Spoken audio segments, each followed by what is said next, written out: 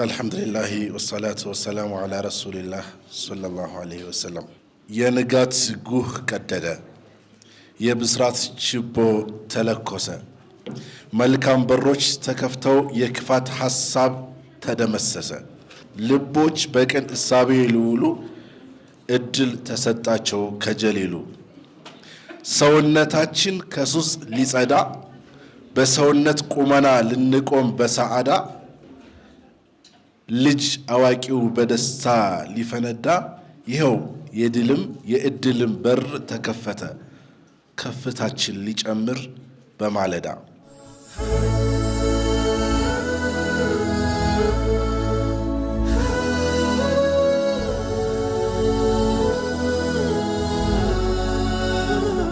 ሰላሙ አለይኩም ወራህመቱላሂ ወበረካቱ። ሰዓቱ ምን ያህል ፍላጎታችንና ሀሳባችንን ለመሙላት እንደሚበቃ አላቅም። ነገር ግን ስትወያዩ የነበረበትን ከየግሩፑ ትንሽ ደቂቃ 2-3 ደቂቃ ለሁላችን ብታካፍሉን ደስ ይለናል። ስንት ግሩፕ ነበር? 3 ወይ 4 እህቶችም ባሉበት እዚህም 2-3 ደቂቃ በጣም አጭር ቀጣዩ ፕሮግራማችንን ማስኬድ እንድንችል ከሱ ብንጀምርና እንቀጥላለን ኢንሻአላህ።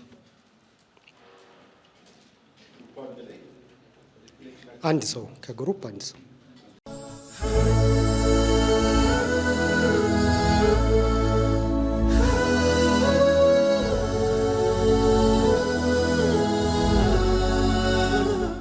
ኸይር። ቢስሚላህ ራህማን ራሂም።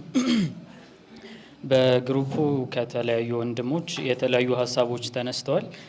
አያተ ሶያም ላይ ነበረ ስንወያይ የነበረውና በመጀመሪያ ያ አዩሃ አለዚነ አመኑ ኩቲበ ዐለይኩም ሶያም የተባለው ነው መሰረታችን።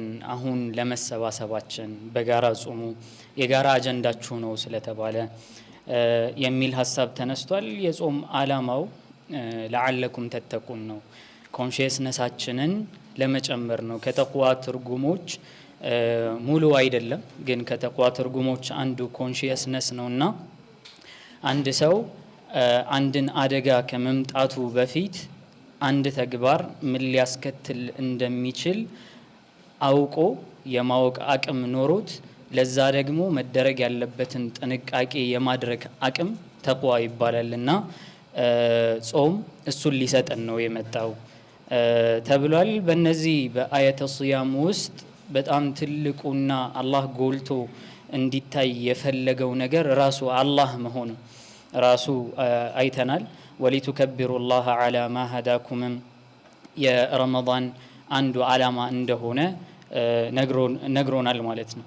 አላህ በልባችን ውስጥ ትልቁ ከሁሉ ነገር በላይ አስፈላጊው ግዙፉ ዋናው የህይወታችን ነገር ሆኖ እሱን ተለማምደን እንድንጨርስ ረመዳንን ይፈልጋል። ስኬታማም ሆነን በድል ደግሞ አላሁ አክበር እያለን እንድንጨርስ ይፈልጋል። ስለ ዱዓም አይተናል። ስለ ዱዓም ሲጣራ ጾምንም ጹሙ ሲለን አላህ ኡስሉቡ እዚህ ጋር የተጠቀመው በአጠቃላይ በጣም የሚገርም ለኛ ያለው ምልከታ ለፍጡራኑ ለባሪያዎቹ ያለው ምልከታ ምን አይነት እንደሆነ አምነንበት ተረድተነው ዒባዳን አላማውን ተገንዝበን እንድንፈጽመው ምን ያክል ሐስ እያደረገ እንደሆነ በጣም እያነሳሳ እንደሆነ ቀጥታ ማዘዝ ማስገደድ የሚችል አምላክ የጾም አያቶች ላይ ግን በጣም በሚገርም ሁኔታ በሚገርም ማብራሪያ በሚገርም አስተዛዘዝ በሙሉ በአምስቱም አያቶች ውስጥ የሚታየው ለኛ ያለው ቅርበት በጣም የሚገርም እንደሆነ አይተናል። የመጨረሻውም አያት ላይ አላህ Subhanahu Wa Ta'ala ጥፋቶችን አይቶ ፈታበ ዐለይኩም ወዐፋ ዐንኩም ሙሉ ለሙሉ እንዳልሰራችሁት ትቶላችኋል በዐፍውነቱ እያለ የተናገረባቸውን ሀሳቦች ዳሰናል። ብዙ ነው የተነገረው፣ በጥቂቱ ይህን ይመስላል። ወላሁ አዕለም።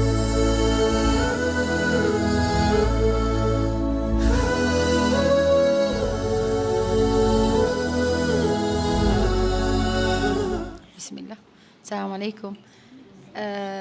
ያው እኛ እንደዚህ እናቀርባለን ብለን ሪፍሌክሽን እንሰራለን ብለን ባናወራው ሰማው ኤክስፒሪየንስ ነው ሼር የተደራረግነውና ያው ረመዳን ቢፎር እንዴት ነበር አሁን ደግሞ እንዴት አስበነዋል እስካሁን ካሳለፍነው ረመዳንና አሁን ልናሳልፈው ካሰብነው ረመዳን ልዩነት አላቸው ወይ የሚለውን ፖይንት አነሳንና እያንዳንዱ ቶፒክ ያወራናቸውን ባንደርስም ሜጀር ብለን ሁላችንም የነካን ፓርት 3 ነገሮችን አነሳን። አንደኛው ያው የቁርአን ነገር ሁላችንም ነክቶናል። እስከዛሬ ድረስ ያው መቼም አላህ በሚቀበለው መልኩ ይቀበላል ብለን አሰብን እንጂ በተለይ የቴክስቷ ነገር ኡስታዝ በጣም ነክታናለች። ቴክስት ተደርጎ አንብባችሁት ግን ካልተረዳችሁት የሚለው ኤግዛምፕል ከቁርአን ጋር በጣም አገናኝቶናልና ኢንስቴድ ኦፍ ብዙ ቀርቶ ከመጨረስ ሞር ኮኔክሽን መፍጠር ላይ ማተኮር እንዳለብን በቁርአን በኩል እስከዛሬ ድረስ ሚስ ያደረግነው ነገር እሱ ነው። እሱም ደግሞ ምንጫችን ነው ያደግንበት መንገድ ሞር ቁርአን ቂራቱ መቅራት ሲባል ከአላህ ጋር መገናኘቱና ኮኔክሽን የአላህን ቃል ማወቁ ነው የሚለው ፖይንት ላይ ኤምፋሳይዝ አላደረግም ነበር። በሐሰናም በኩል ከሩሽድ ጋር ይገናኛል። ሞር ኮኔክት ባደረግን ቁጥር ራሳችንን ሌቭል አፕ እናደርጋለን የሚለውን ፖይንት አውርተናል። ሁለተኛው ፖይንትና በጣም ብዙ ውስጣችንን የተነካው ፖይንት ደግሞ የአፉታ ጉዳይ ነው። ያው ከረመዳን ሸርጥ ውስጥ ሀያቱ ሲያም ከሚባሉት ውስጥ የአፉታ ነገር አፉታ ስንል ለአላህ ብለን የሚለውን ነገር ለአላህ ብሎ ማለት የሚለውን ትርጉም በደንብ እንድናውቅ አድርጎናል። በአፍ እያልነው ነበረ፣ ግን እኛ ኖርማል ለምንወደው ሰው እንኳን ስናደርግ እንዴት ነገሮች ቀለል ብሎ ልናረጋለን። አላህ ደግሞ ከምንም በላይ የሚወደን ሀያል ፈጣሪ ጌታል ለሱ ማድረግ እንዴት ከበደን የሚለው ነገር ላይ አውርተናል። ሶስተኛው ደግሞ ተቅዋ ነው። ተቅዋ የአላህ ፍራቻ አንድ ነገር ይመጣል ብሎ የሚመጣውን በላ ለመከላከል የምንጠነቀቅበት አቅም ነው ከሚለው ጋም እንዴት ነው አላህን ልንፈራ የምንችለው አላህ እንዳለ ብለን ነገሮችን ልናወራ የምንችለው ልናረግ የምንችለው ልናስብ የምንችለው ወደ ተግባር የምንሄደው በምን ያህል ደረጃ ነው የሚለውን ነገር አይተን ትንሽ እንደውም ግራ ያጋባን ነገር በተቋና በኢኽላስ በኩል ሁለቱ ልዩነቶቹ እንዴት ነው ብለን ሪፍሌክት ስናደርግ የመውደድና ፈርቶ የመስራትና ወዶ የመስራት ነገር አይተናልና እዛ ላይ ትንሽ እንደውም እርሶም ትንሽ ነገር ቢሰጡን ደስ ይለናል። ከዛ በተረፈ ያው ጾም እስከዛሬ የምናስበው ምግብ ነገር ብቻ ሳይሆን እነዚህን ሁላ ነገሮች እውቀት ውስጥ በማካተት ረመዳንን እንዴት አድርገው ይቆጠርልን ነው የሚለው ፍርሃት ውስጥ ነን ያለነውና አልহামዱሊላህ አላህ በትክክል ከሚጾሙትና አላህ ከሚቀበላቸው ባሮች ማለ ያርገን። ሰላም አለይኩም።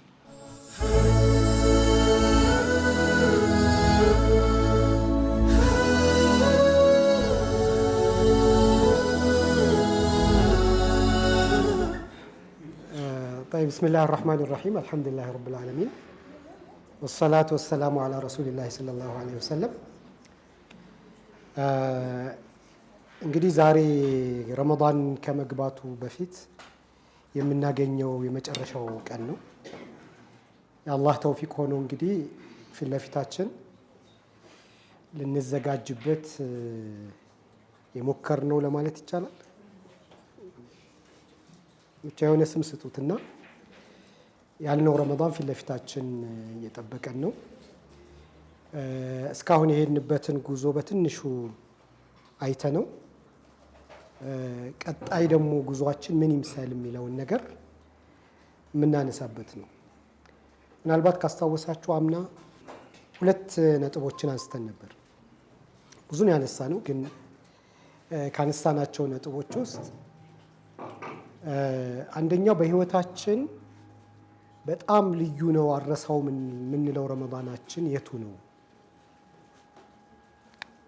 የሚለው ርዕስና ዝግጅት ምን ጀምረው በሚቀጥለው ረመዳን ነው። ይሄ ያው አመልጦናል። ያው ዝም ብሎ ለጊዜውም ቢሆን ባለችው ይድረስ እንደምንም ለማስተካከል እንሞክራለን። ነገር ግን በትክክል ምን ጾመው ረጅም ዝግጅት አድርገንበት የሚቀጥለው አመት ነው ብለን ነይተን ነበር። ይህንን ንያችንን መሰረት አድርገን እንደው ብዙ ጊዜ ያው የተባለው ነገር ምን ማለት ነው የሚለው ራሱ ሌላ የሚያወያይ ቢሆንም ሰሃቦች 6 ወር ይዘጋጁ ነበር ወይም ዱዓ ያደርጉ ነበር ሲባል ረመዳን 6ኛው ቀን እንሰማለን ብዙ ጊዜ፣ ወይ ረመዳን ሊገባ 1 ሳምንት ሲቀረው ባለው እሁድ ወይም ደግሞ ረመዳን ከገባ በኋላ ባለው እሁድ ሰሃቦች 6 ወር ይዘጋጁ ነበር እንባላለን እና ለምን የዛኔ እንደነገሩን የሚጠይቅም የለም። የሚናገረውም ሰው ለምን በዛን ቀን እንደተናገረ የሚያውቀው ነገር የለም። ለብዙ ዓመታት እንደዚህ ተብለናል። ምናልባት ረመዳን ገብቶ ይሄን ነገር ሳንሰማ ያለፍንበት ትዝ ይላችኋል? እኔ ብዙ ጊዜ ሰምቼዋለሁ። ያለፈ ይኑር አይኑር ለማስታወስ ቢቸግርም ግን ይሄንን እስኪ 6 ወር ትንሽ እንኳን ስለ ረመዳን እያሰብን እንቆይ ብለን የጀመርነው ጉዞ አንድ መሰረታዊ ነገር ደግሞ ይዞብን መጥቷል። ረመዳን 6 ወር የተዘጋጁት እኮ ሰሃቦች ናቸው እና 6 ወርስ በእኛ አቅም እንዴት? ይሄ የ6 ወር ጉዳይ አይደለም። በጣም ረጅም ጊዜ ካሁን በኋላ በቃ እየተዘጋጀን ቆይተን ራሱ ወላሁ አለም አሁን እንኳን ልጾመው ነው የሚል ሙሉ ወኔ ይዞ ለመግባት የሚቸግር ይመስላል። እና እዚሁ አደራ መባባል ያለብን እኛ ለረመዳን ዝግጅታችን ከረመዳን እስከ ረመዳን ካልሆነ እንደ ሰሃቦች 6 ወር ተዘጋጁ፣ 6 ወር ገመገሙ ወይም ደግሞ አላህ ተቀበለኝ ዱዓ ብለው ዱዓ አደረጉ በሚለው ብቻ መቆም የሚችል አይመስልም። ስለዚህ ከባዱ ይሻላል። 3 ወርም 4 ወርም በተወሰኑ የሚካከልናቸው ነገሮች አሉ። አላህ ከወደደልን በጣም በቂ ነው። ለምን የኛ የሰራነው ትንሽ ነገር አይደለም ሚዛኑ አላህ ዘንድ ይሄ ሙከራችንን እንዴት ነው እንደያየልን እንዴት ተቀበለን የሚለው ነው። ሲቀበለን ደግሞ በኢማናችን ይገለጻል። ኦኬ እዛ በጀነት ላይ በሚሰጥ ብቻ አይደለም። አላህ ሲቀበል እዚህ ምድር ላይ ይገለጣል። አንዳንዶች ምን ይላሉ? ምድር ላይ በኢማን ጣዕም ውስጥ ተገብቶ የሚገባበት የጀነት ዓለም አለ። ያ የጀነት ዓለም አላህ ስብሐነሁ ወተዓላ ባሪያዎቹ ጀነት ከመግባታቸው በፊት ቁራሽ ነገር ቅምሻ ነገር ጣል ተደርጎላቸው ነው እና እዚሁ ቅምሻው ይጣላል። እዚሁ ትንሽ ቀመስ አድርጓት እስቲ ምናምን ይባላል።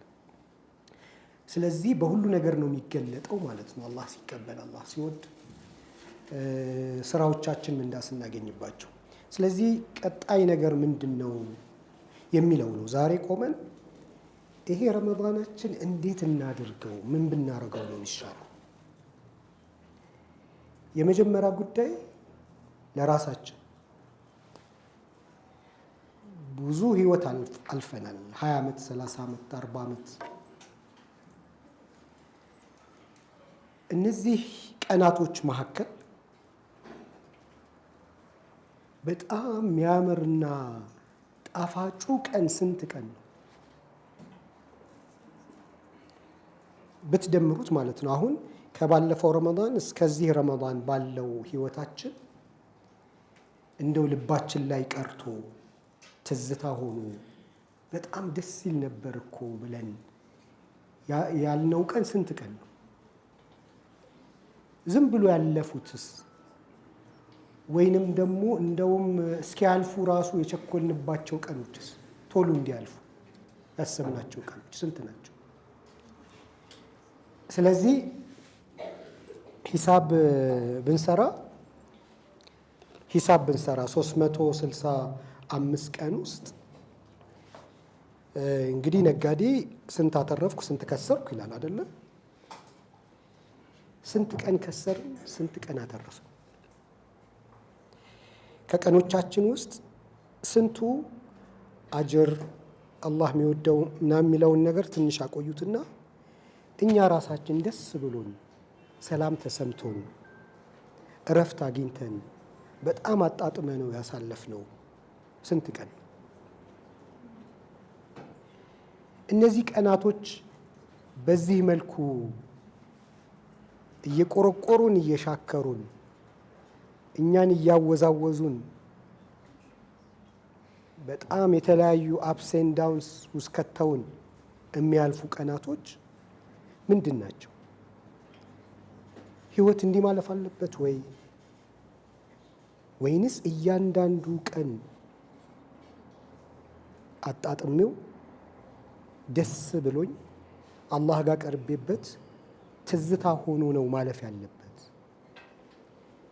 ገንዘባችን ሲባክን አሳዝኑን፣ የሆነ ነገራችን ሲጎድል አሳዝኑን። ዋናው ቀናችን ሻክሮ ተበላሽቶ ጣዕም ሳይኖረው ሲሄድ እንዴት ቀን ዝም ብሎ ባከነ ብለን ሳንል እንሄዳለን? እዛ ጋር ካሳዘነን ረመዳን ጋር ስንሞጣ ደግሞ ይሄ የበለጠ ይሆናል ማለት ነው። ምናልባት ከዚህ በፊት የደረሳውን ቂሳ አንስተን ነበር አይደል? ይሄ ከአጥንት መቅኖን ለማውጣት መታ መታ እያደረገ ሳብ ያረጋታል፣ አትወጣ። መታ መታ አልወጣ ስትለው በጣም ሲስባት ጫፍ ደርሳ ነበርና ገባች። አይ የኔ ባይልሽ ነው አላት። ሳያጣጥማት ነው የገባችው። እንደዚህ የገቡና ያለፉ ስንት ቀናቶች አሉ?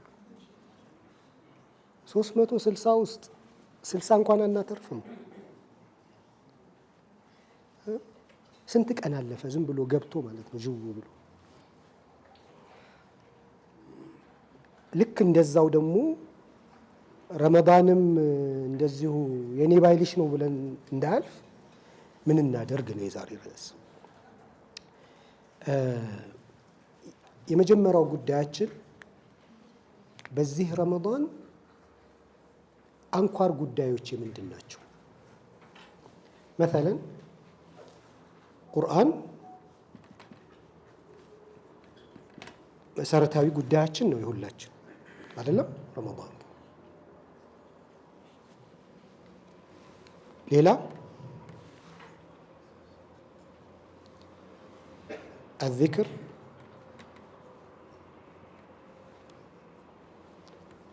الدعاء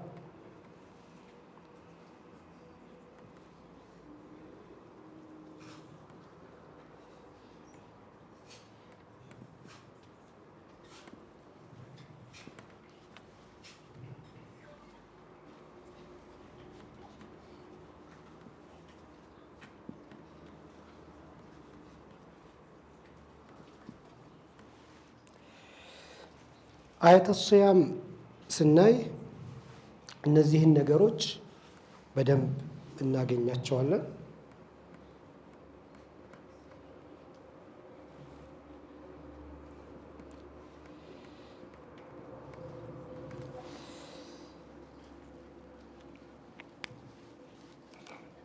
ቁርአን አለ። በረመዳን እኔና ቁርአን እንዴት ሆነን እናልፋለን? ለዚህ መልስ ዛሬ ማታ ነው መልሰን ማደር ያለብን። ለሁሉም በጀት መመደብ ይኖርብናል። አንደኛው ወቅት ነው። ጊዜ ያልመደብንለት ጉዳይ ጊዜ መመደብ ሲባል 10 ደቂቃ 20 ደቂቃ ማለት አይደለም። ጊዜ መመደብ ስንል ከቦታው ጋር ነው የምንመድበው። ከፈጅር በኋላ እንደዚህ ቦታ ላይ ለዚህ ደቂቃ አክል ይሄን አደርጋለሁ ብለን እማንነካው የሰው ሀቅ ነው ብለን የምናስቀምጠው በጀት ካልመደብንለት እውን መሆን አይችልም ለሁሉም። ይሄኛውን ስናደርግ ደግሞ አብሮ ማድረግ ያለብን ነገር ምንድን ነው? በምን አይነት ነው ማደርገው የሚለውንም መወሰን አለብን። በምን አይነት ቁርአን ስንል ከቁርአን ጋር የሚኖረኝ ግንኙነት በቀን 3 ሰዓት፣ ጠዋት በዚህ ከሰዓት በዚህ ማታ በዚህ ብሎ ሊል ይችላል። ይህን ሰዓትና ቦታ ከመደብን በኋላ እንዴት ነው ቁርአን ጋር የሚኖረኝ ግንኙነት? እስከ ዛሬ ድረስ ያልተለማመድናቸውን ነገሮች ምንለማመድበት መሆን አለበት። ይሄ ረመዳን ትዝታ ሆኖ በህይወታችን ላይ ትዝታን የምንፈልገው ሁልጊዜ የሰው ልጅ መድከም አለው። ስንደክም ከአላህ ጋር ተገናኝተን ያሳለፍናቸው ትዝታዎች ይይዙናል እንዳንጠፋ። ቁርአን ጋር በዚህ ረመዳን እስከ ዛሬ ሰርቼ የማላቀው በዚህ ረመዳን ምሰራው ምንድን ነው? ምናልባት አንድ ቀን ረጅም ሰዓት ቆሜ ይቀራሉ። በሐዲስ እንደተገለጸ ረሱል ሰለላሁ ዐለይሂ ወሰለም ከሱረቱል ፋቲሃ ጀምረው ሰሓባ ከኋላ ተከትሏቸው ሲሰግድ ሱረቱል በቀራን ጀመሩ። ሲያጋምሱ ሲልሱ ላይ እዚህ ጋ ያቆማሉ ሲል ይቀጥላሉ። አጋምሰው ሊቆሙ ነው ሲል ጨረሱት ሱረቱል በቀራ። አሁን ሊወርዱ ነው ሲል ሱረቱ አለ ኢምራን። በህይወታችን አንድ ቀን ሱረቱል በቀራን ሰላት ላይ እስቲ ምንድን ነው የሚለው? ምን ያህል ጊዜ ይወስዳል? ከባድ ነው? ቀላል ነው? ረሱል ሰለላሁ ዐለይሂ ወሰለም የቆሙትንም ራሱ ለማጣጣም።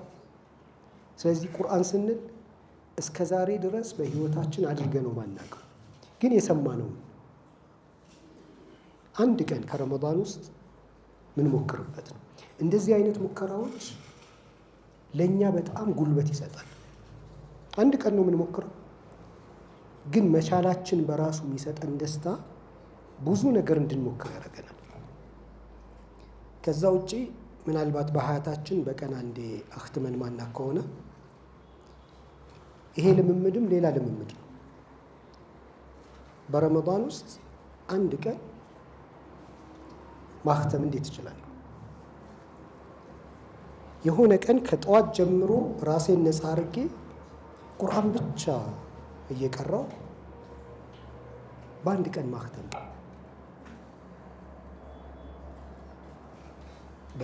እንደዚህ አይነት ቁርአን ጋር የሚኖር ልምምድ እኔ ማክተም ስላችሁ ማክተም ብላችሁ እንደ እንትኑ ማለት ነው። በአንድ ቀን 10 ጁዝ መቅራት ሊል ይችላል እንደ ሰው ልምምድ። በአንድ ቀን ግማሽ መቅራት በጣም ብዙ ነገር ነው የሚመስለው አይደል? በአንድ ቀን ቁርአን ለማክተም ስንት ሰዓት ይፈልጋል? ወይም ቀለል ለማድረግ አንድ ጁዝ ስንት ደቂቃ ይፈልጋል? 30 እሺ፣ ከ20 እስከ 30 ደቂቃም በለው። ከ20 እስከ 30 ደቂቃ ከወሰደ ስንት ማለት ነው? ይሄ ማለት 3 ማለት ነው። ይሄ ማለት 2 ማለት ነው በሰዓት። ኦኬ፣ በሰዓት 3 የሚቀራ ከሆነ ስንት ሰዓት ይፈልጋል? 10 ሰዓት። 10 ሰዓት ቀርቶ ቁርአን ማክተም ከተቻለ ደስ አይልም? መሞከሩ በጣም ደስ ይላል። እንዲሁ ዝም ብላችሁ ዛሬን ስታዩት እራሱ ያከተማችሁ ቀን ምናምን በጣም ደስ ይላል እኮ አይደል? በተለይ ይሄንን ያልተለማመደ ሰው በረመዳን ሁሌ የሚያከትም ሰው አለ። እዚህ አሁን ወደ ሳባ መስጂድ አካባቢ ነው ያለው እና ለሱ አሁን በረመዳን አንድ ቀን እንኳን ቁርአን ማክተም ምናምን ስንል ቢሰማን እንዲህ እነዚህ ሰዎች ምን ሆነው ነው ሊለን ይችላል። ግን እሱ ሁሌ ነው የሚያከትመው። ሐቂቀተን መንገድ ላይ ብታዩት እንኳን እንደዚህ የሚያከትም መስጂድ የሚገባ ሰው መሆኑን ልጠረጥሩ ትችላላችሁ። እና አንድ ቀን በህይወታችን የገራለት 2ም 3 ያርግ። ግን ይሄ ኤክስፒሪየንስ በቃ ይሄ ረመዳናችንን ብርሃን ነው የሚያደርገው። ቁርአንን ሙሉ አከተምኩኝ የሚለው ስሜቴ አድርጌው ማላክ ከሆነ በጣም ደስ ይላል። አድርጌው ከሆነ ደግሞ አሁን ደግሞ 2 3 ይሄ ረመዳን በትዝታ የተሞላ ረመዳን እናደርገዋለን። እንደዚህ አይነት ነገሮችን ከሞላ ነው። ሌላኛው ቁርአን ጋር ሁሉም ጋር ነው። እንደዚህ በጣም የማይቻል የሚመስሉ ነገሮችን እንደፍራቸዋለን፣ እንሞክራቸዋለን። ካቃተንም የቱ ጋር እንደሚያቅተን ማወቅ ነው። አንዳንዱ ደግሞ ሄዶ 2ም ሊያደርገው ይችላል። እኔ እኮ እንደዚህ መች መሰለኝ ብሎ የሚቀጥልም ይኖራል። አላህ የሚከፍትለት ብዙ ይኖራል። ሌላኛው ጉዳይ ቁርአንና ለቅሶ ምንድን ነው ግንኙነታቸው? ቁርአን ላይ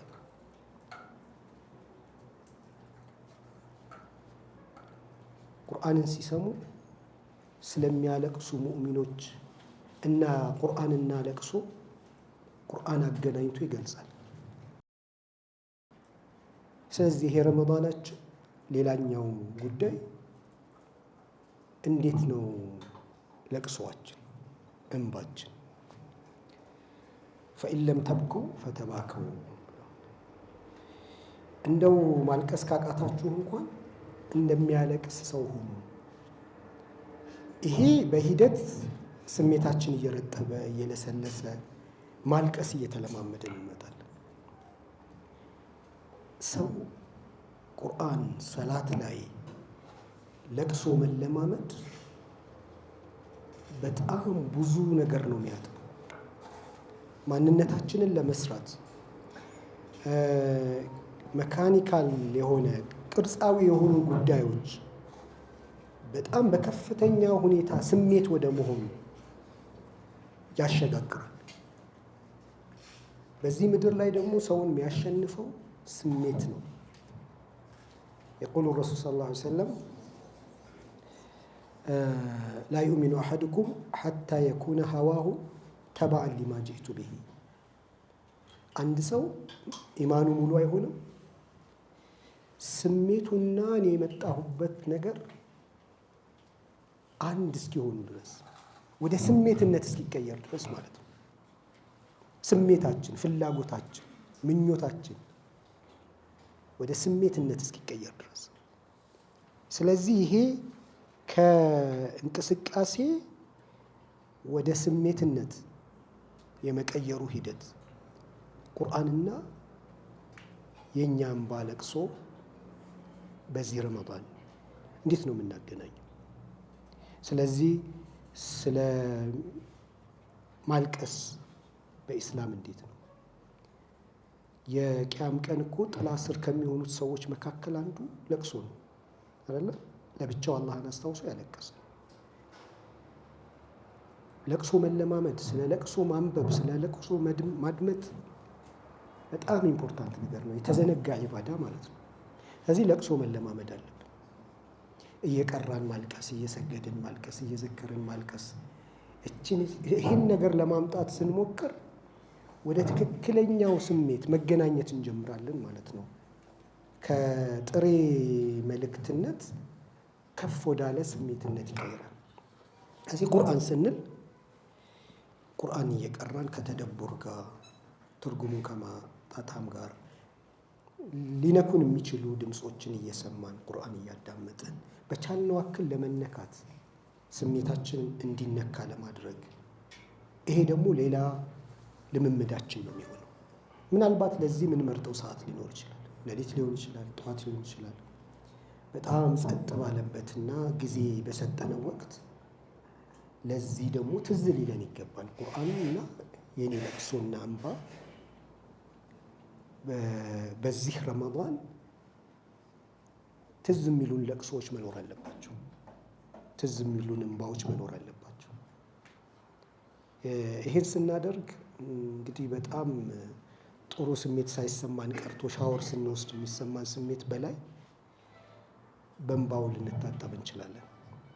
የዛሬ 10 ምናምን ዓመት በእንባ የጸዱ ልቦች የሚል አንድ ጽሑፍ ጽፌ ነበር። በእንባ የጸዱ ልቦች ቁርአን ላይ ሐዲት ላይ እንባዎችን ስንፈልግ መላኢካዎች የሚያለቅሱበት፣ ሰሃቦች የሚያለቅሱበት፣ ሱብሃነላህ በጣም ብዙ ለቅሶዎች። ወደ ሰለፎች ስንሄድ ለቅሶ፣ ወደ ታቢዒ ለቅሶ። አቡበክርን ሲዲቅ ረዲየላሁ አንሁ በለቅሶ ነው የሚታወቁት። እና ሻወር ነው መታጠቢያ ነው። በቃ ይሄ ብዙ ነገሮቻችንን የምናጸዳበት ነገር ነው ማለት ነው እንባው። ስለዚህ ቁርአንና ይሄ ስሜታችን። ሌላኛው ቁርአን ጋር መልእክቶቹ ሊየደበሩ አያቲሂ ወሊየተዘከረ ኡሉል አልባብ። ከረመዳን በኋላ ስንወጣ ይዘነው የምንወጣው ነገር መልእክትና ደብተር ያስፈልገናል። በጣም ግርም ያለን የቁርአን አያ ምንጽፍበት እዛው የተነካነውን የተሰማንን የምንጽፍበት ያገኘነውን መልእክት ሊየደበሩ አያቴ ወሊየተዘከረ ኡሉል አልባብ ተገስጸን ውስጣችንን በጣም ነክቶን እንዲቆጨን እንድናዝን አድርጎን እንዴት ይሄን አረኩኝ፣ ለምን ይሄን አረኩኝ፣ እንዴት ይሄ ጨለመብኝ ብለን የምንላቸውን ነገር ሰጥቶን ይሄንም በደንብ ጽፈ ነው አንዳንድ ጊዜ ስንጽፈው ወደ ውስጥ ይገባል የበለጠ ስንለው ስንጽፈው ስናወራው። ስለዚህ ቁርአንና መልእክቱ ቁርአንና የኔ መነካት ቁርአን ላይ ያገኘኋቸው ትምህርቶች፣ እውቀቶች፣ ሀሳቦች ይሄንን ተደቡር ሰዓታችን ላይ ቁርአንን ለማስተንተን ብቻ በምናነብበት ሰዓት ላይ እየጻፍን አንድ መልእክት ስናገኝ ደግሞ ሌሎች ዑለሞች ይሄን ነገር ምን ብለውታል፣ እንዴት ተርጉመውታል እያነበብን እያዳመጥን እያሰፋ ነው ምንሄድበት ነው ያለው። 10 ደቂቃ ነው ስላሉ እንግዲህ እነዚህን ሁሉ ማየት አንችልም፣ ግን ጀነራል ነገር ወደ ማውራት እንምጣ። ረመዳናችን እነዚህ ጉዳዮች በጣም በቃ ጉዳዮቻችን ናት።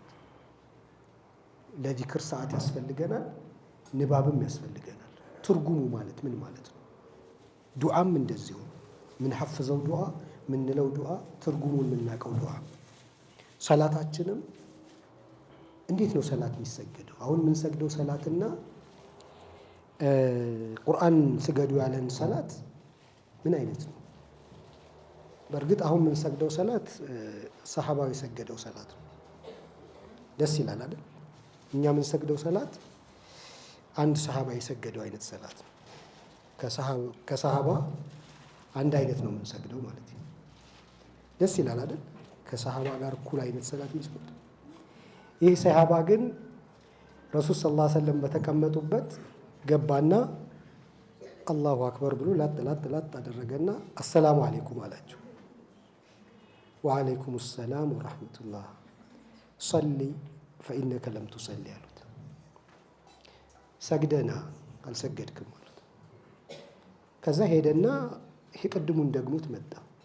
ሰላሙ አለይኩም ወአለይኩም ሰላም ሰሊ ፈኢነከ ለም ቱሰሊ ስገድ ሄድና አልሰገድክም አሉት። ለሶስተኛ ጊዜ መጣና ተመሳሳይ መልስ አገኘ። የዛኔ መጀመሪያ ላይ መጠየቅ የነበረበትን ነገር በሶስተኛው ገባውና አሊምኒ ያ ረሱላላህ አለ። አንቱ የአላህ መልእክተኛ ሆይ ሰላት እንዴት እንደሚሰገድ አስተምሩኛል። እኛ የዚህን ሰሃባ ሰላት 30 ዓመት 20 ዓመት ሰግደነዋል። የዚህ ረመዳን ሰላት ግን አሊምኒ ያ ረሱላላህ ብለን እንጀምራለን። አንቱ የአላህ መልእክተኛ ሆይ እንዴት እንደሚሰገድ አስተምሩኝ ብለን እንጀምራለን። ይሄ ሰላታችን የዚህ ሰሃባ ሰላት ነው ብለን እንነሳ። ሁሉም ሰው እንደዚህ ላይሆን ይችላል። አላህ የወፈቀው አላህ የሚወደው አይነት ሰላት የሚሰግድ ብዙ አለ። ግን በጥቅሉ እኔ የምሰግደው ሰላት ይሄን ሰላት ነው።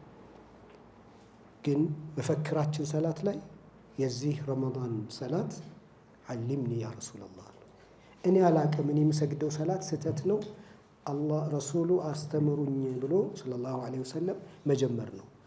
አስተምሩኝ ብለን ካልን ደግሞ በማንበብ በመወያየት ምናምን ነው የምንሄደው ማለት ነው።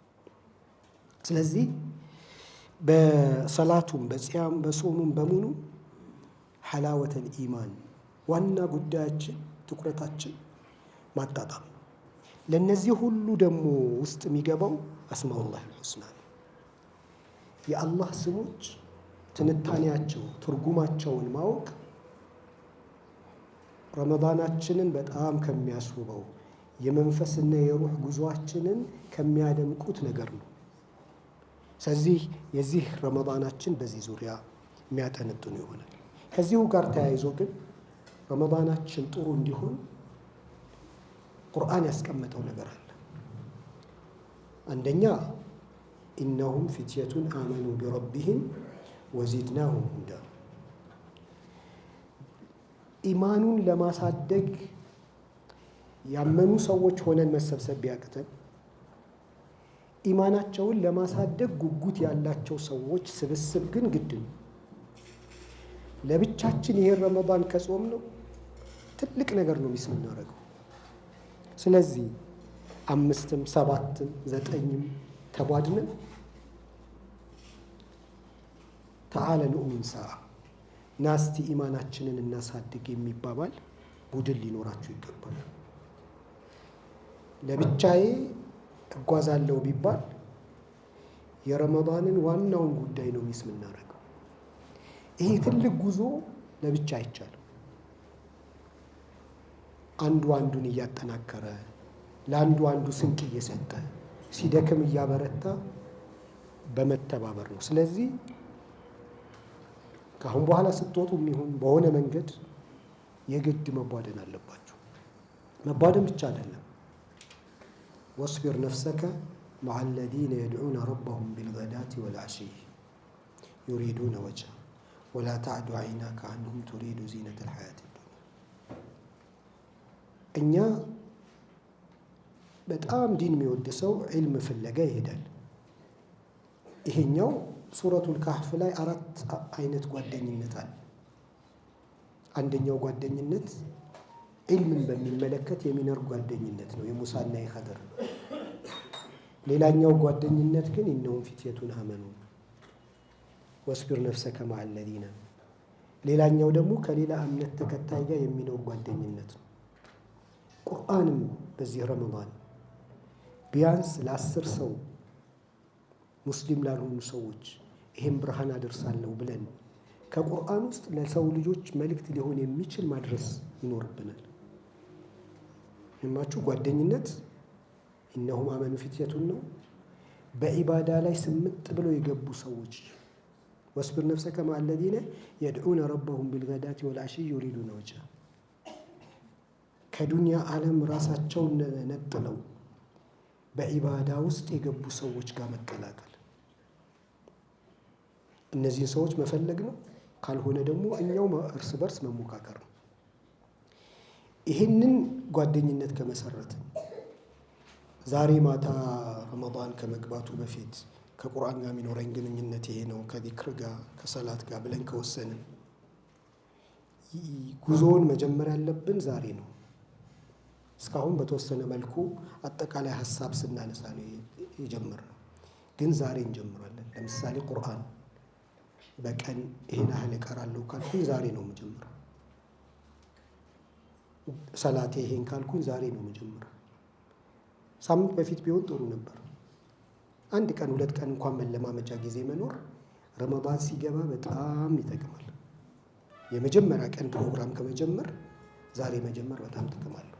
ይሄው ስብስብ በሳምንት አንዴ ሌላ ረመዳንያ ቢኖረው አብሮ የሚያድርበት ቅዳሜ ማታ ገብቶ ከስራ በኋላ እሁድ ቅዳሜ አድሮ እሁድ ጠዋትን ቢያንስ በሳምንት አንዴ እንደዚህ አብረን አድረን በኢማናችን በሌሊታችን በምናምናችን አድርገን የምናሳልፍባቸው ጊዜዎች ካሉ ይሄ ረመዳን በጣም ጥሩ ረመዳን ይሆናል ብዬ አስባለሁ። ሰዓቱን ማን እንደጨረሰው አላውቅም። እኔ ብዙ ነገር ላወራ ነበር የመጣሁት፣ ግን 2 ነጥብ ብቻ አንስቼ ላቁም። አንደኛ የአላህ ፍቃድ ከሆነ ቁርአን ሱረቱል ፋቲሃ በአማርኛ የተተረጎመ መጽሐፍ አለ ወይ በቀጥታ ወይ ለዚህ ስብስብ በሆነ መልኩ እንዲሆን በማድረግ እሱ ይደርሳችኋል፣ ሱረቱል ፋቲሃ። ከዛ በኋላ ሰላት አወለ መረቲን ኡሰሊ፣ በህይወቴ ለመጀመሪያ ጊዜ ነው የሰገድኩት የሚል ርዕስ ነው እና ሰላት ሌላኛውን ሰላት የሚያስተዋውቀን ኪታብ ነው። ኢንሻአላህ በየሳምንቱ ወይ በየቀኑ ለየቀኑ የሚሆኑ ጽሁፎችን ለመላክ እንሞክራለን። ሰላትና ቁርአኑን በዚህ መልኩ በጽሁፍ ከደረሳችሁ በኋላ በሆነ መልኩ ግሩፕ አድርጋችሁ ተወያዩት። በራሳችሁ አንብባችሁት በልኩ እንትን አትሉት። አንዱ በጣም የሳበው መልእክት ይኖራል፣ ሌላው የዘነጋው ይኖራል። እንዲህ እየተናበባችሁ እንድትሄዱ እነዚህን መጽሐፎች በአማርኛ ተዘጋጅተዋል። ሱረቱል ፋቲሃ ወደ 140 ፔጅ ነው አረብኛው። ጊዜ አቶ መሰለኝ 140 ያደረገው እና አንድ ጊዜ ሐጂ ዘይኑ ይባላል ረሂመሁላህ በዚህ ረመዳን ፋቲሃ ነው የምንማረው አሉና ፋቲሃ ጀመሩ አሉ። ከዛ ረመዳኑ ሲያልቅ ሲራጥ ለዚነ ላይ ነው ምናምን ደርሰው አቆሙ አሉ። 100 ምናምን ፔጅ ነው። በየቀኑ 10ም 20ም ፔጅ እያደረጋችሁ እስቲ ይሄ ፋቲሃ ምንድን ነው? አላህ እንግዲህ መክፈቻ ያለው ነው። ፋቲሃ ምንድን ነው የሚከፍተው? እኛ እንደው ነገር ሁሉ ተዘጋግቶብን ተቸግረናል። እዚህ ደግሞ ሱረቱል ፋቲሃ አለ። እንዴት ነው የተለያየ ነው? እንዴት ነው የተላለፍ ነው የሚለውንም ነገር የምናይበት ነው። እነዚህ ሁለቱን የዚህ ረመዳን እንግዲህ ስጦታ ይሆናሉ። ይሄ ስጦታ ለሌላ ሰው ሊሰጥ ነበር የተዘጋጀው። በመሀል እናንተ ልትቀሙት ነገር ይመስላል። ግን ዋናው ጉዳይ ከዚህ መጽሐፍ ጋር በጋራ የምትወያዩበት መድረክ ካልከፈታችሁ በልኩ አትጠቀሙበትም ብዬ እሰጋለሁ። ስለ ዱዓ አንድ ነገር ብቻ ላንሳ። አንድ አላህ ረሐሙ በቅርቡ ሞተዋል። ሼክ አብዱልመሊክ የሚባሉ ሰው ነበሩ። ሱብሓነላህ። አሁን ዓለም ላይ ብዙ ኤክስፐርት አለ አይደለ? የዱዓ ኤክስፐርት ታውቃላችሁ? በቃ ማንም ሰው ያገኛቸው የሚያወሩት ስለ ዱዓና በዱዓ ምክንያት ስላዩት ተአምር ነው የሚያወሩት። እንደዚህ ቀን መንገድ ላይ እንደዚህ አጋጥሞኝ እንደዚህ አይነት ችግር ገጥሞኝ ከዛ በኋላ እንዲህ ዱዓ አድርጌ ጉዳዩ እንደዚህ ሆነ፣ ከዛ እንደዚህ አይነት ቅሳ ነው እንዳለ ህይወታቸው። እስቲ አስተምሩን ብትላቸው ዱዓ ርዕሳቸው አዱዓ ብለው ይጽፋሉ። በቃ ህይወታቸው ሁሉ ዱዓ ነው። እንዴት እንደሆነ እንጃ። በቃ ከእስልምና ውስጥ በጣም የኖሩት ያጣጣሙት እንዲህ በአይናቸው ያዩት ምናምን ነገር ነው። እና ዱዓ ሲባል ብዙ ጊዜ ትዝ ይሉኛል። እና ዱዓ ጋር ተያይዞ መፍሁመ ዱዓ የዱዓ መፍሁሙ ግንዛቤው ትንሽ ነጥቦችን ላንሳ። አንደኛ ዱዓ ማለት የሰው ልጅ ሀሳብ የሚጸዱበት መስመር ነው። ሰው ምን እንደሚፈልግ ግራ ይገባዋል። በቃ ከዚህ ይጀምራል ችግሩ ማለት ነው። የሚፈልገውን ነገር በጣም ተመስጦ ባወራ ቁጥር የህይወቱ ግቦች ፍንትው ብለው ይመጣሉ። ዱዓ አድርጉ ቢባል ሰው ማለት ነው። የሚገርማችሁ ዱዓ ማድረግ አይችልም እኮ ከሰማይ መጥቶ ካልተነገረው ዱዓ ማድረግ አይችልም። አሁን አንዳንድ ዱዓ በአማርኛም በሌላም ቋንቋ የሚደረጉት የነዚህ ብርሃን ትሩፋቱ። አንድ ጊዜ የሆነ ቸርች ውስጥ ከአየተል ኩርሲ ከዚክር ከምናምን አውጥተው ይሉ ነበር። ሀቂቃ እኔው ራሴ ነኝ የሰማሁት። እና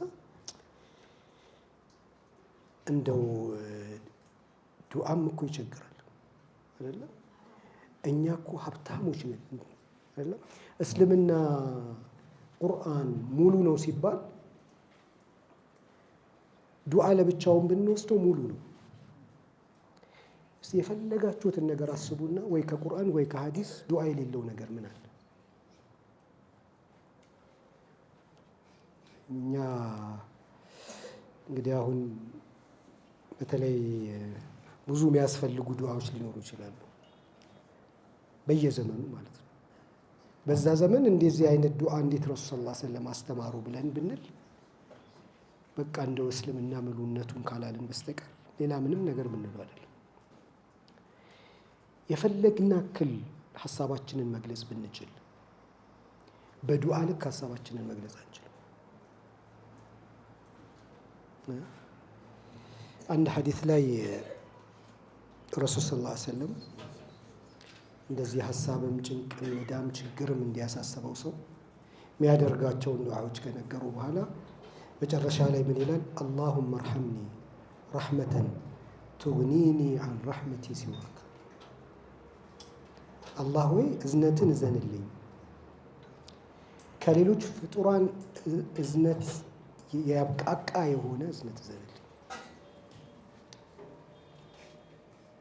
እና ህይወታችን ውስጥ የሆኑ ሰዎች እንዲያዝኑልን እንድንፈልግ የሚያስገድድ ተጨባጭ ውስጥ እንገባለን እና ማንም እንዲያዝንልህ ማትፈልግበት ዓለም ውስጥና ህይወት ውስጥ መግባት ሌላ ዱዓ ባስፈልግ ራሱ እኮ ይሄን አድርገህ በቃ መሄድ ነው አይደል? በጣም የሚያጠግቡ ዱዓዎች ናቸው ኃይላቸው፣ ጉልበታቸው እና እነዚህን ነገሮች ማለት ነው በራሱ አንድ በቃ አሁን ሌላውን ትተነው ዱዓዎቹን ማለት ውስጥ ያለ ጥቅም በራሱ በጣም ብዙ ነው። መሳካት ምናምን እኮ አይደለም። አንድ ሰው ሐዲስ ላይ ቁርአን ላይ ያሉ ዱዓዎችን ሲል ውስጡ የሚፈጠረው ዓለም፣ ውስጡ የሚፈጠረው ስሜት፣ የሚፈጠረው ጉልበት ከዛ ምናችንን እንደሚያስተካክለን አናውቀው። ቂብላ የጠፋው ቂብላውን ያውቃል፣ ግብ የጠፋው ግብ ያውቃል በዱዓው ማለት ነው። ውስጣችንን በመስራት ረገድ ያለው አቅም በጣም ትልቅ ነው። ጉዳዩ መሳካት ላይ ብቻ የምናተኩረውን ነገር መገልበጥ ይፈልጋል። በራሱ ዱዓው በተደረገበት ቀንና ቦታ ላይ እኛ ህይወት ውስጥ የፈጠረው ነገር ትልቅ ነው።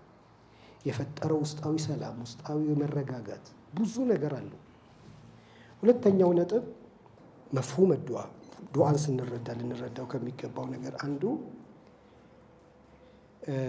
ዱዓ ማለት እኔ ልፈጽመው የወሰንኩበት ጉዳይ ማለት ነው።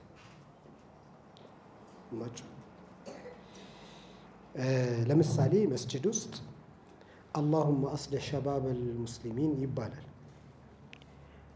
አንዳንዴ በአረብኛ ዱዓ ማድረግና ሐዲስ ላይ የተገለጸ ዱዓ ማድረግ ይለያያሉ። ጉልበታቸው፣ ጣዕማቸው፣ ሙሉ ነገራቸው ነው የሚለያየው። በቻልነው አክል ማእሱራት የሆኑ በቁርአንና በሐዲስ የተገለጹ ዱዓዎች ላይ ማረፍ ነው። እነሱ ሌላ ኃይል ስላላቸው ማለት ነው፣ ሰማያዊ ስለሆኑ። ከዛ ውጭ ከፈለግን ግን ያው በአማርኛ በራሳችን ማለት ነው። ያኛው አረብኛ ሲሆን እንትን እንዳይመስለን፣ ሐዲስ እንዳይመስለን አረብኛ ነው። እንደዛ ሲባል ያ ማህበረሰብ ይህንን የሰማ ሰው ሙስሊም ወጣቶች መልካም እንዲሆኑ የመስራት ግዴታ ወስዷል ማለት ነው። ይህ ሀሳብ ከምንድን ነው የሚመጣው? ቁርአን ላይ ማለኩም ላ ቱቃቲሉነ ፊ ሰቢልላህ ይላል። በአላህ መንገድ ላይ የማትታገሉት ስለምንድን ነው ይላል። እንዴት አትታገሉ? ወልሙስተድዓፊነ ሚነ ሪጃሊ ወኒሳኢ ወልዊልዳን፣ ሴቶች፣ አሮጊቶች፣ ህፃናት፣ ደካሞች የቁሉነ ረበና አኽሪጅና ሚን ሃዚሂል ቀርየቲ ዛሊም አህሉሃ ወጅዐል ለና ሚን ለዱንከ ወልየን ወጅዐል ለና ሚን ለዱንከ ነሲራ። ጌታችን ሆይ ከዚህ ግፍ፣ ከዚህ ስቃይ፣ ከዚህ መከራ አውጣን ብለው ሲማጸኑ እናንተ እነዚህን ሰዎች እንዴት አታድኗቸውም ከዚህ መከራ ይላል። ምን ማለት ነው? እነሱ ዱዓ ሲያደርጉ እኛም ሄደን ዱዓ እናደርጋለን እንዴ? እኛ ያን ዱዓ መፈጸም ነው ግዴታችን። እኛም ዱዓ ስናደርግ የህይወት የትግል መስመሪ ነው ማለት ነው። ዱዓም ስሰማ ያን ጉዳይ እውን ለማድረግ ጥረት ማድረግ ያለብኝ አጀንዳ ነው ማለት ነው። በኢስላም ዱዓ የምንጥርለት የምንታገልለት ነገር ነው። ኢህዲነ ሲራጠል ሙስተቂም ብለን ዱዓ ስናደርግ ቀጥ ያለውን መንገድ ለማግኘት የምችለውን ሁሉ ልጥር መወሰኔን ነው ማውረው። በዚህ ውሳኔ ውስጥ አላህ እንዲያግዘኝ እየጠየቅኩ ነው። ኢያከ ናዕቡዱ የኔን የህይወት ክፍል እኔ እሰራዋለሁ፣ ግን እኔ አልችለውም። ወኢያከ ነስተዒን እኔ በአላህ እታገዛለሁ። በአላህ መታገዝ ማለት ራሱ ትርጉሙ ምንድን ነው? የኔ ሚና አለ ማለት ነው አይደል? ዱዓ ስናደርግ ዱዓ ያደረግንበት ነገርን በሚመለከት የበኩላችንን ከፍተኛ ጥረት ማድረግ አለብን እያለ ስለ ዱዓ ሊቀጥል ይችላል።